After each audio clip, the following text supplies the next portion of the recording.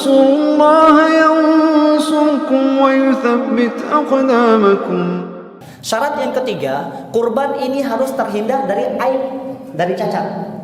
Ada 4 cacat yang disebutkan oleh Nabi SAW yang jika terdapat pada hewan kurban, antum tidak boleh berkurban dengan hewan tersebut.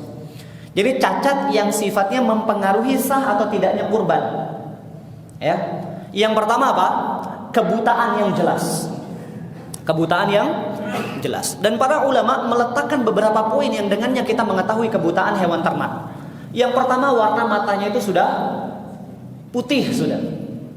Ya, warna matanya sudah putih. Namun ada juga yang matanya hitam, entah karena syarafnya terputus atau bagaimana, ya, yang ternyata dia buta.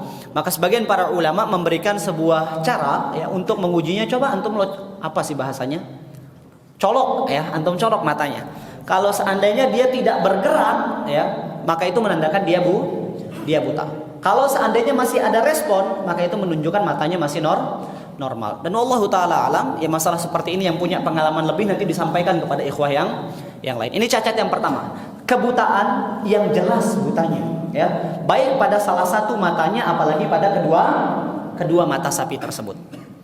Tapi yang kedua, ingat ini diharamkan untuk kurban. Masalah nanti antum mau sembelih untuk antum konsumsi di luar ibadah kurban, maka ini boleh. Ya, yang kita katakan untuk antum jadikan hewan kurban. Yang kedua, ya, al-marid, ya, hewan kurban yang sakit, yang jelas sekali sakitnya. Ya, apa saja sakit-sakit yang menjangkiti hewan kurban, tentunya ya para pakar sudah mengetahui hal tersebut. Kemudian yang ketiga, kepincangan. Timpang dia, pincang ya. Salah satu di antara kakinya tidak berfungsi. Dan ini juga salah satu cacat yang tidak ada toleransinya di dalam berkurban. Yang keempat, yang kurus, tidak ada dagingnya. Ya.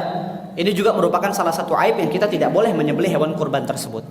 Jadi ada 4 aib yang tidak boleh ada pada hewan kurban kita ya. Dan oleh sebagian para ulama tidak sah kurbannya kalau dia berkurban dengan hewan tersebut. Kebutaan, kepincangan, sakit, dan kurus. Kemudian ada aib yang oleh sebagian ulama dikatakan sebagai aib yang menjadikan sembelihan itu menjadi makruh.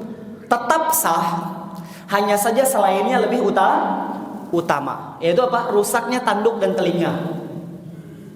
Rusaknya tanduk dan telinga. Jadi kalau ada yang tanduknya retak atau terpotong atau telinganya, wallahu ta'ala apa bahasa antum di sini, biasanya sebagian peternak itu menandai hewan ternaknya dengan memotong telinga. Maka ini aib juga di dalam hewan kurban, namun sifatnya makruh gitu loh.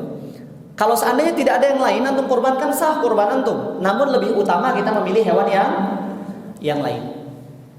Kemudian ada aib yang tidak mempengaruhi hewan kurban. Karena tidak mungkin ya, kita manusia saja tidak ada yang disifati dengan kesempurnaan, apalagi hewan. Kita punya aib atau tidak? Ya hewan juga pasti punya aib. Akan tetapi aib tersebut tidak sama sekali mempengaruhi hukum hewan kurban tersebut. Di antaranya apa disebutkan oleh para ulama, misalnya dia tidak punya hidung misalnya. Ya, misalnya dia ada luka misalnya seperti itu. Atau apa saja selain daripada 6 aib yang telah kita sebutkan tadi.